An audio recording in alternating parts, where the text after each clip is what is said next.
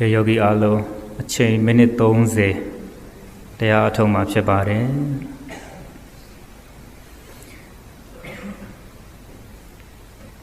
အမျိုးသားယောဂီများကတင်မြင်ခွေထိုင်ပါအမျိုးသမီးယောဂီများလည်းတင်မြင်ခွေထိုင်လို့ကထိုင်နိုင်ပါတယ်ကြုံကြုံလေးထိုင်လို့ကထိုင်နိုင်ပါတယ်ခန္ဓာကိုယ်အရိယာပုဂ္ဂိုလ်စိတ်တိုင်းကြ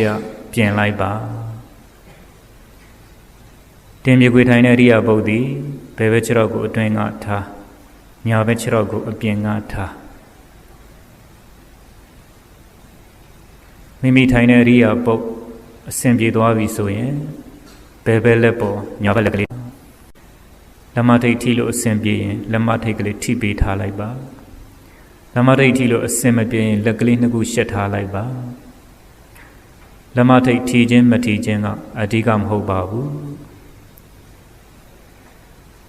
ခါလေးကိုပုံမှန်ထားပါတရားထိုင်ပါပြီဆိုမှခါကြီးဆွဲမဆန့်လိုက်ပါနဲ့ခါလေးကိုပုံမှန်လေးပဲထားခေါင်းရှည်မငုပ်စေနဲ့ခေါင်းရှည်ငုပ်ရင်ငိုက်တတ်ပါတယ်ခေါင်းနောက်မလန်စေနဲ့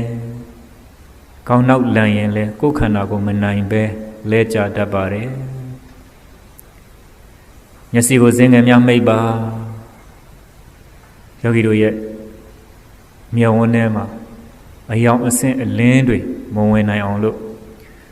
မျက်စိကိုသူ့တဘာဝတိုင်းမှိတ်ထားလိုက်ပါ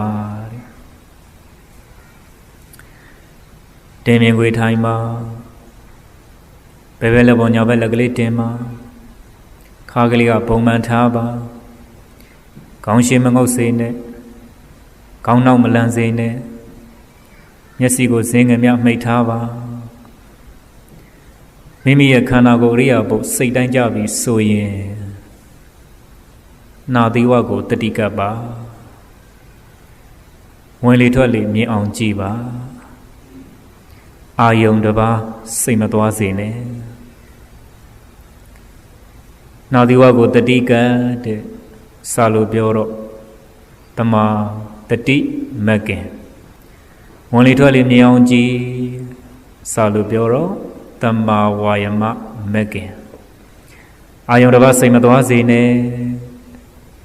စာလိုပြောတော့တမာတမာဒိမကင်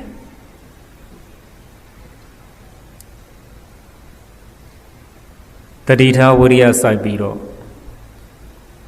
နာသီဝလေးလေးတို့တီဝင်သွားတယ်